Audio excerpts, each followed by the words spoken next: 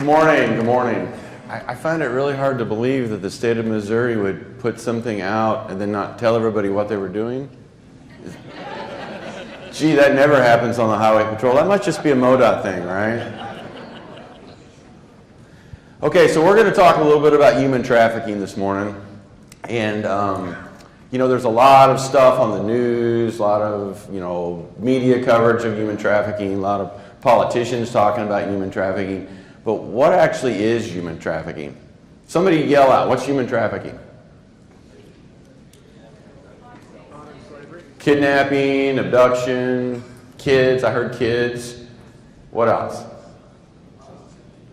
Selling, exactly, can be all those things. So human trafficking is basically just forcing someone to do something through the use of force, through the use of coercion, through intimidation, through financial. It could be a lot of different ways that they do it. And it could be sex trafficking, it could be labor trafficking, it could be a lot of different things that go into human trafficking. So the human trafficking is kind of a broad term. I think most of us, when we think of human trafficking, probably think of sex trafficking. Yay? Nay? Is that kind of what you think of? Probably not that many of us think about labor trafficking, which around the world, labor trafficking is a really, really big deal. Not as big here in the United States. There is some of that. We've seen it in massage parlors, usually with Chinese. We've seen it in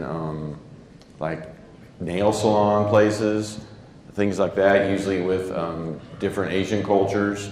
So we see that. We see it sometimes with, on the West Coast, especially with migrant farm workers sometimes. But generally what we see here in the United States is sex trafficking. There's not as much labor trafficking. So there's different agencies that investigate human trafficking. We have Homeland Security, which investigates human trafficking.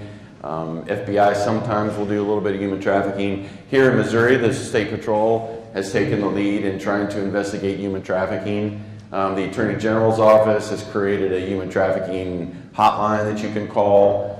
And then there's other different sources that you can call about human trafficking. Because in the past, honestly, law enforcement has been really behind the times on human trafficking for a variety of reasons. Number one, it was fairly new to us here in the United States.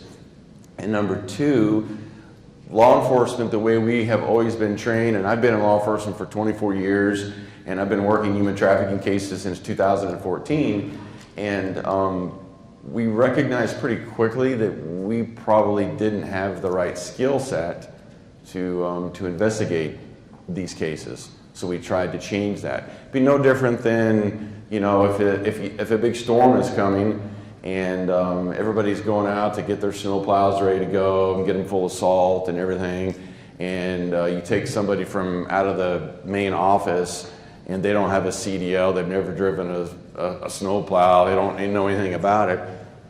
Is that person going to be successful at probably driving a snow plow down I-70? Probably not. So it was the same for us. So we had to kind of change the way we were doing things. So basically, human trafficking is a form of modern-day slavery where people profit from the control and exploitation of others. There are about 40.3 million victims of human trafficking globally. And I can tell you that I have a slide that says it's the number 3, but it's actually the number 2 criminal enterprise in the world currently behind drug trafficking. And it's worth about $150 billion a year. So it's a huge problem internationally, and it's becoming a much bigger problem here in the United States. Again, 150 billion worldwide. There's no estimate here in the United States of the total number of human trafficking victims. There's been estimates of 100,000 children involved in sex trafficking in the United States. That's just kids alone, doesn't count adults. And we're not even sure of that. In 2016, an estimated 1 out of 6 endangered runaways reported to the NCI, or National Center for Missing and Exploited Children, were likely child sex trafficking victims. So how many of you know someone, maybe you know a family member, maybe you have a neighbor, you have a friend that's had like a child, a juvenile, a teenager that's run away from home? Raise your hands. If you know someone that's run away. Okay, a few, right?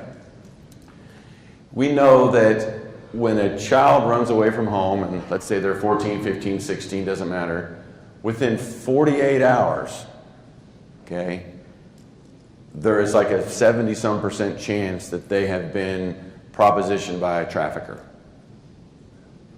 Within 48 hours of running away, a trafficker has made contact with them 75% of the time and at least engaged them, okay?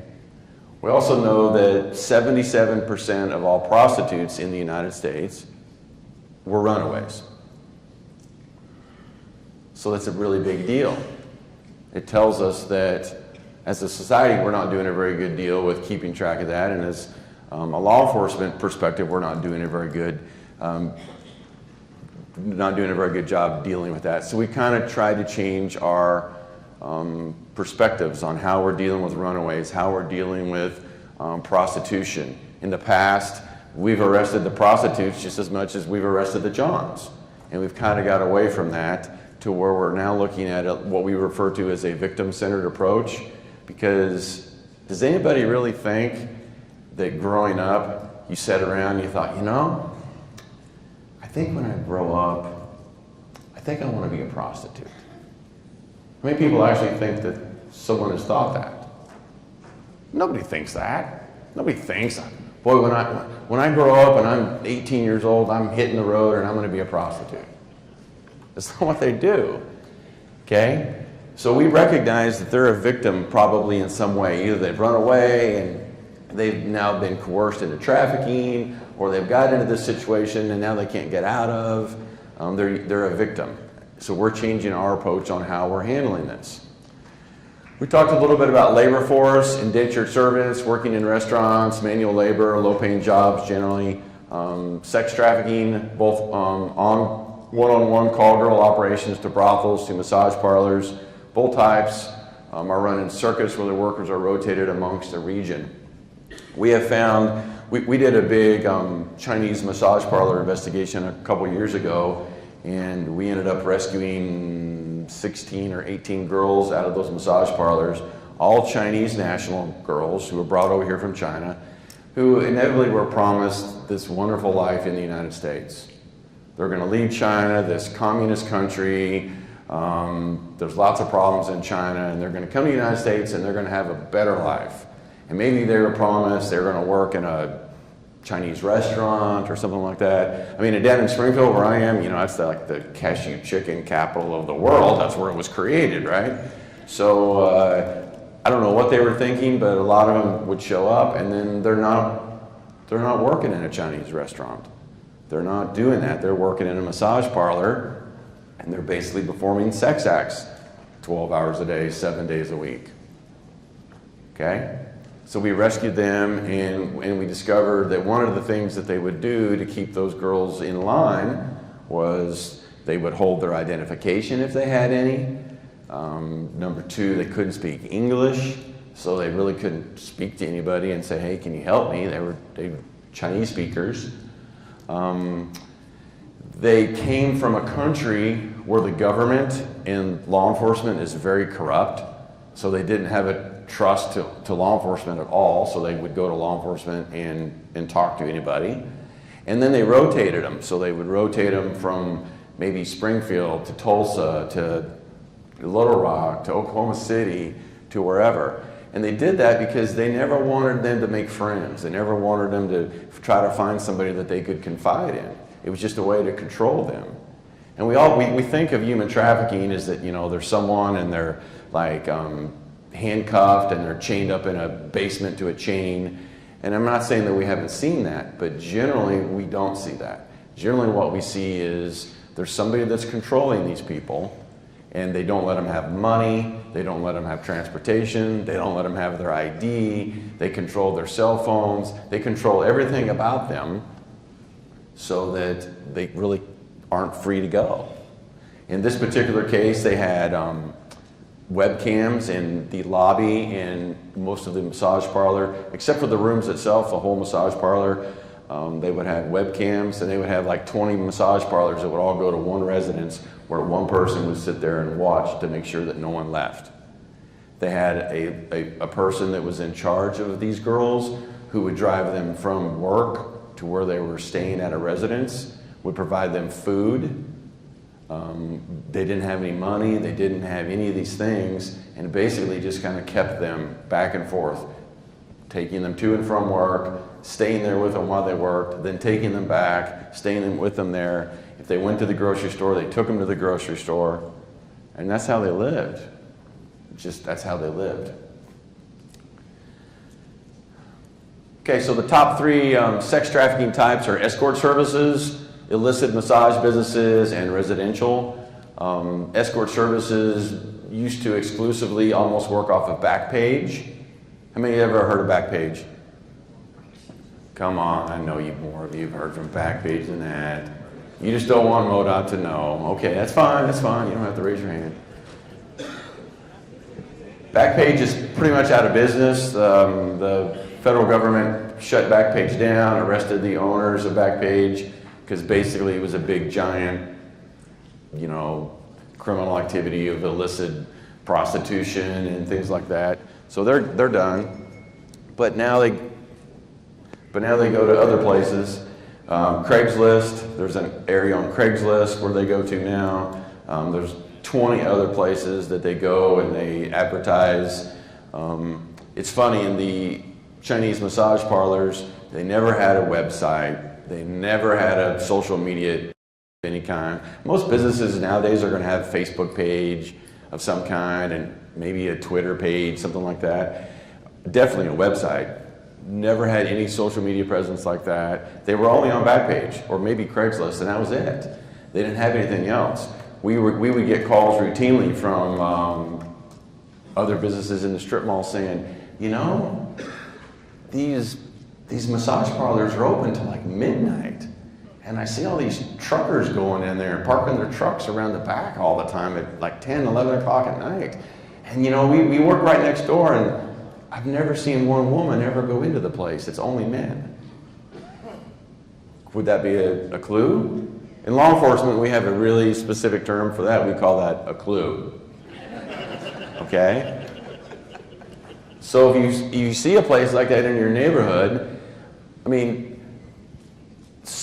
some of you, I guarantee, have got a massage in here at some point. You've had an injury, you had whatever, you went and got a massage. Okay, so the top three labor trafficking types. You've got domestic work, which is like, people that have hired people for their homes, agriculture, and traveling sales crews. Again, we see this in the United States, but we don't see it like we do in other countries. It's the sex trafficking that's usually number one here in the United States that we deal with. Trafficking locations, basically Mexico, Canada, the Philippines, United Kingdom, and the UAE are big countries overseas where we get a lot of victims trafficked to or from.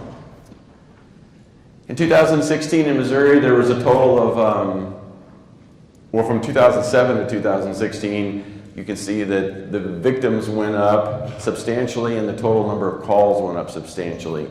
We're basically getting into a point where we basically have like an explosion. And some of that I think is because it's getting worse, and some of that I think is law enforcement's taking a different approach and trying to pay more attention to it. So what kind of trafficking? Again, we talked about sex trafficking being number one, labor trafficking, and then trafficking, a little bit of both. We get a variety of sex trafficking here in the United States. The genders, it's not uncommon for us to see girls, boys too, but mostly girls as early as 12 years old. They get involved in sex trafficking. We have victims all the time that are 14, 15, 16. Happens, so you think, how can this happen? How did this happen? Number one, they're runaways. That could be a big part of it. And then we get a lot of teenagers who are just, disenfranchised teenagers, which I think is just part of somewhat being a teenager, we probably all have a teenager that we're like, what is their problem? They just won't listen to me, they won't do this, they won't do that, they won't do this. And we think it's just, it's just the younger generation. And where we see the biggest group of these disenfranchised teenagers to get caught up in this is from the internet. So my advice is, if you have kids, especially teenage kids, you better keep track of what they're doing online. Because if you're not, you're making a big mistake. Because when they're online and they're in these social media things, whether it's Facebook or Snapchat or all the other stuff that they have, if you think that there's not people in those rooms that are reaching out to your children, you're sadly mistaken. And unless you're, one of those people that's very, very lucky to have that perfect child, have that perfect young man or perfect young woman who never gets mad at you, never gets mad at her father or mother, never is punished for anything, makes perfect 4.0 at school. Not too many of us have those kinds of kids, but if you do, then okay. But eventually they're going to be upset with you, and then they're online, and next thing you know, they're talking to some stranger, and 2 or 3 months later, who knows, they're going to the mall to meet that person, and then the next thing you know, they went down a really, really bad path that you had no idea about.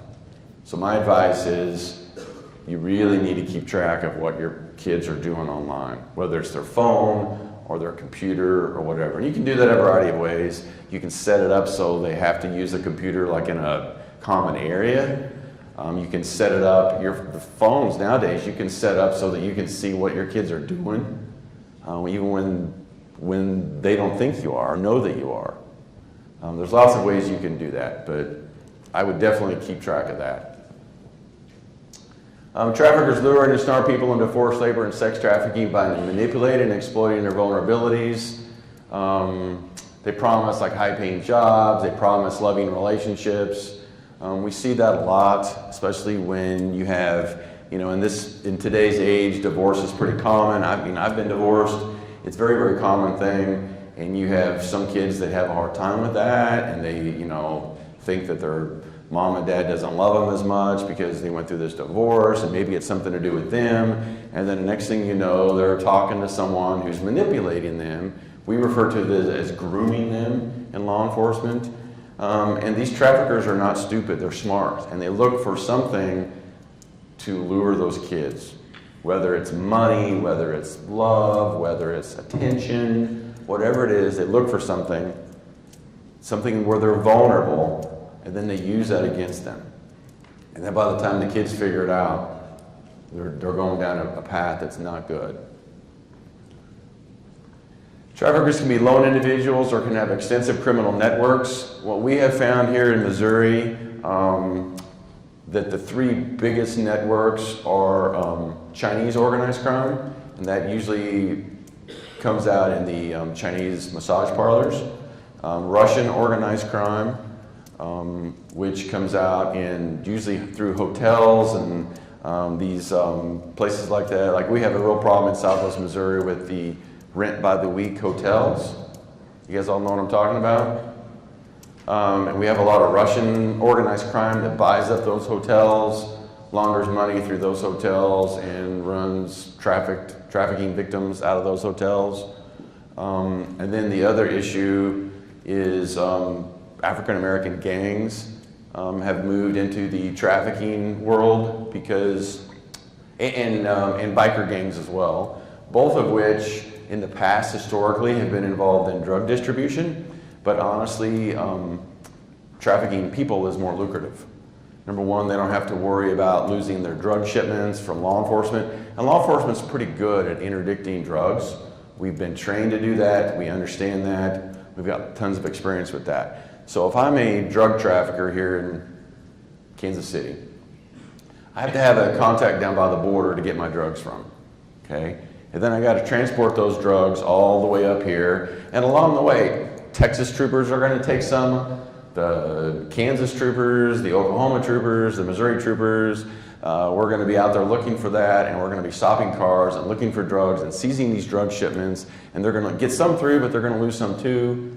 And then once they get it here, then they've got to divide it all up and cut it up, and then they've got to send it out and have people distribute it.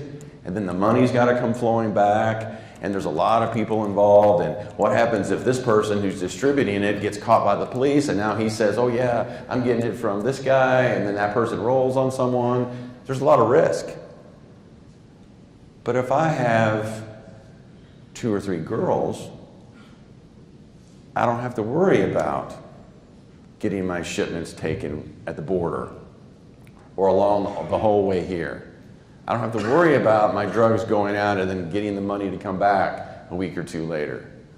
I don't have to worry about it being distributed wherever. I don't have to worry about all these different hands that have a piece in the pie. I just have 3 girls. And I will basically work them as much as possible. And if something happens, inevitably, from a law enforcement perspective, if anybody gets arrested, who is it usually going to be? Those girls. Law enforcement will pick them up for prostitution or for something. They won't say anything because victims very seldom want to disclose. And I'm scot-free. I'm just sitting here counting my money. We know that the average life expectancy of someone who's being trafficked like that's about 5 to 7 years. So you can keep them for a while, and then when you need new ones, you just get some new ones. That's how it runs. So it's very lucrative. It's a very lucrative business of just constant flow of money coming in, constant flow of money coming in, constant flow of money coming in. We have seen traffickers. These were 2 traffickers who were pastors in Tennessee.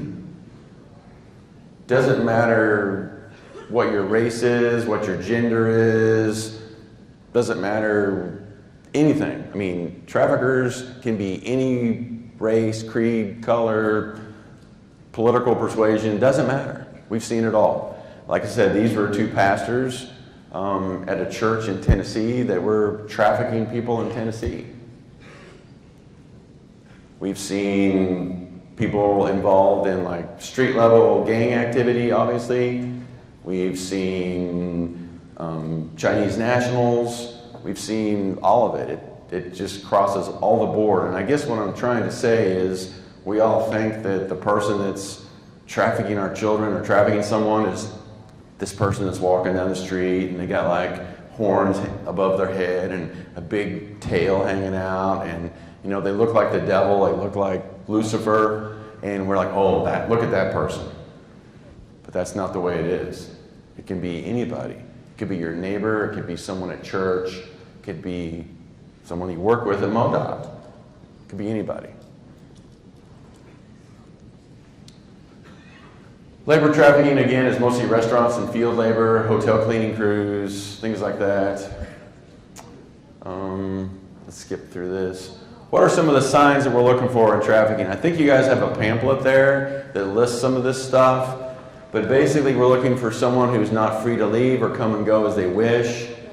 If they're under 18, maybe they're providing commercial sex acts, is a commercial sex industry and has a pimp or a manager, is unpaid or paid very little and paid only through works excessively long and unusual hours, is not allowed breaks or suffers under unusual restrictions at work, owns a large debt or unable to pay it off, was recruited through false promises concerning the nature and conditions of their work, high security measures. So what we see is inevitably what is probably the easiest thing to see is usually an adult male, usually with younger female, which in and of itself is nothing, right? It happens every day. But what you will see is you'll see an unusual level of control. If it's an adult female that's dating or socializing with an older male, you'll usually be able to tell they're laughing, they're talking, they're getting along. You can tell that they're just free and easy versus if it's an older male with a younger female and she's got her head down all the time, you could tell that she's not allowed to speak very much or doesn't speak very much. He's basically controlling the entire situation. He's the only one that has money. He's the only one that's paying for things. He's the only one that's doing things. When we come into contact, when uniform patrol people come into contact with these people all the time, and they'll ask questions, "Ma'am, what's your name?" And he speaks for her. She's not allowed, and she'll put her head down. She's not allowed to answer any questions. And you ask another question, and he speaks for her again. And inevitably, we as law enforcement say, "Sir, can you come over here with me for a second?" And we'll have to separate them and have another officer talk to her. And when you do ask her questions, what will she do? You ask her a question, and she'll look over at him, like, "What should I do? Should I ask? Should I answer this? Should I not answer this? What should I do?" So certain things like that you'll be able to see. And you might be able to see these things at a convenience store, somebody that you know. You might be able to just see them in the course of everyday activities. Are they anxious? Are they depressed? Are they super submissive and tense? Do they exhibit an exorbitant amount of fear or anxious behavior? Do they avoid eye contact? Do they lack health care? Do they appear malnourished? These are all things that you could see. Now again, one thing in and of itself doesn't mean anything. In law enforcement, we use the term totality of the circumstances, and we're looking for clusters of things that allow us to go, "This isn't right." You know, I go to yoga or whatever it is you do, and in this little strip mall, and there's this massage parlor next door to the strip mall, and I've never seen any women go there, and I see the women that show up, and they're escorted in and out of the place all the time, and they always have their head down, and they're not allowed to speak, and when they do speak, they can only speak Chinese, and they're open until midnight every night, and I see all these kind of sketchy looking characters going in there. Again, we're looking for the totality of the circumstances. Any legitimate massage business is not going to be open until midnight or 10 o'clock. And any legitimate massage business is going to have just as many or more women going in there than men. Okay? Do they appear malnourished? We talked about that. Do they show signs of physical and or sexual abuse? Is there some signs of physical restraint or confinement? Maybe they have little or no personal possessions. What we have seen with trafficking victims is their possessions are usually a big handbag or maybe a small duffel bag. That's what they have. They will have whatever clothes that they have. Another thing that we see at the Chinese massage parlors is they'll be wearing like high heels, mini skirts, little blouses. I mean, does anybody think that they're dressed to do a massage? I mean, they're dressed more like they're going out for a night on the town, like they have a big date. But they all will have their little overbag that they carry with all their clothes and their possessions in it, which really amount to very little, if anything. They're not in control of their own money or their own financial. That's very, very common. They don't want them to have the money that they make because then they might try to get away and use that money to ask for help. We had one particular girl who was given a massage, and she leaned over and whispered to a guy and said, "Please help me, they won't let me leave." It's rare, but that does happen as well. But all these girls, they didn't have any money. The people that were in control would always keep the money. They don't have control of their identification. That's really super common. We found safe deposit boxes that were not only full of money, but were full of passports, Chinese passports. And why do they do that? It's control. Number one, they're here illegally. And number two, where are they going to go if you have their identification? I mean, even if they came to the police, we wouldn't even have a record of who they even are because they're not even supposed to be in our country. And if we called Homeland Security and said, "Hey, can you check on this name?" They're going to go, "We don't have that name in our database. We don't even know who they are." So if they don't even have their passport or ID, that's just another way for us to control them. Think about it. Even if they had any money, they can't get on a plane, they can't rent a car, They can't rent a hotel room. They can't even get away without ID. They can't do anything without their ID. So the trafficker will keep their ID and hold it for them and say, I'll give it back to you, but only when I am allowing you to have it back. They're not allowed to speak for themselves. A third party may insist on being present or translating. We had a vehicle stop where the lady that was in charge of some of these Chinese girls, she was stopped by a trooper and for some kind of traffic violation, and the trooper knew that something wasn't right about this whole situation, and there was 3 Chinese females in the car, and he's trying to talk to them. They're all speaking Chinese.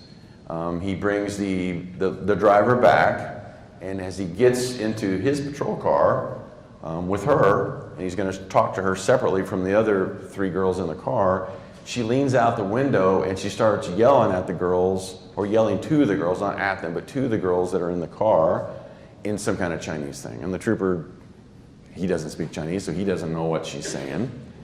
But what we did afterwards is we got that transcribed and translated, and she's telling the girls what to tell the trooper if he comes back up there. You tell him we were going to Walmart, you tell him you're my cousin, and you tell him you're here visiting from California. Is that a clue? Of course it is. She doesn't know what they're going to say, and she's telling them this is what you better say and what you better do. Claims of just visiting and inability to clarify where he or she is staying. We had another vehicle stop where the lady that was in charge of the girls told the trooper that these were just her friends and they were coming to visit from Los Angeles, because that's generally they come through Los Angeles or New York when they come into the country. And he's like, oh really, what are you doing here in Springfield? And the lady tells the trooper, oh, we just wanted to see Bass Pro. Really? Where is Bass Pro? What even is that? Do you know what Bass Pro has? None of the girls could answer that.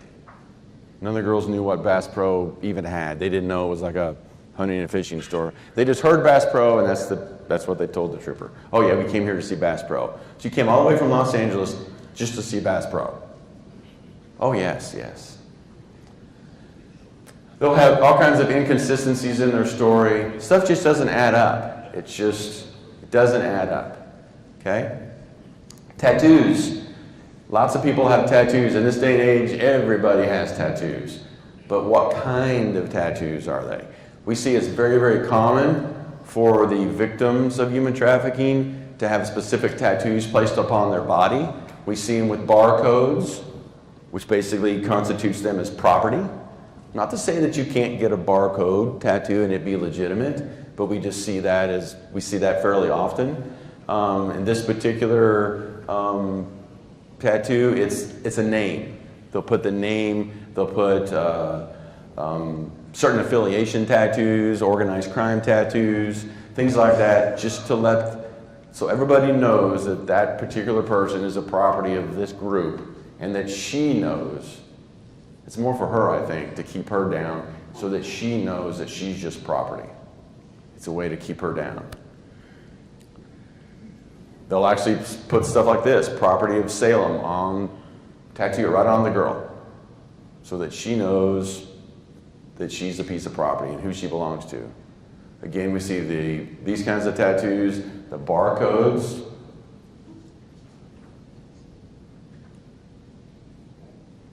Daddy's girl, we see stuff like daddy's girl, daddy's bitch, things like that a lot.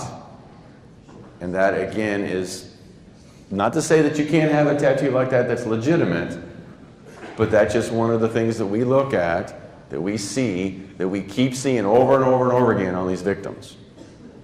And in fact, in their phones, when you dump their phone, whoever is in control of these girls, it varies depending on, whether it's whatever, but like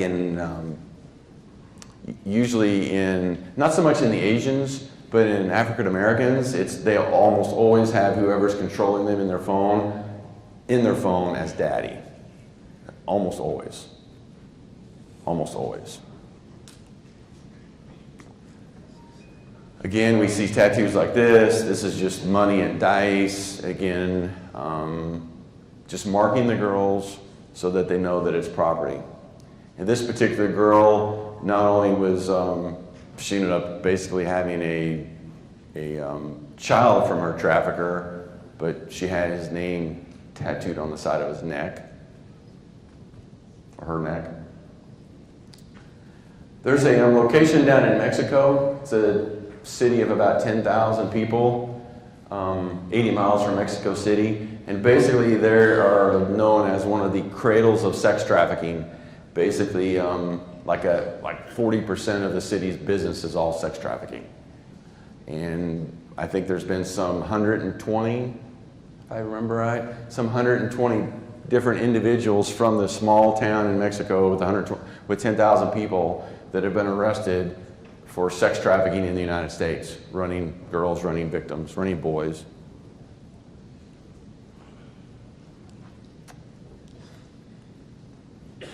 Basically, 35 of the 60 municipalities in this one province in Mexico are involved in sex trafficking. So it's like the sex trafficking cradle of the world. In August of 2018, we began a different approach on sex trafficking, and one of the things that we are doing now is we have this program called the Protection of Children, and we have taught our troopers what to look for. We're really good at interdicting drugs, but we're trying to get good at interdicting children and victims of sex trafficking. So we actually took this program from Texas, which actually started it, and Texas has had the program for about 6 years, and in that 6 years, Texas troopers have rescued 300 victims of sex trafficking and children from traffic stops in Texas. It's over 100 a year. We still are in the process. We have about a third of all our troopers trained right now. We're going to get all 2,000 troopers trained.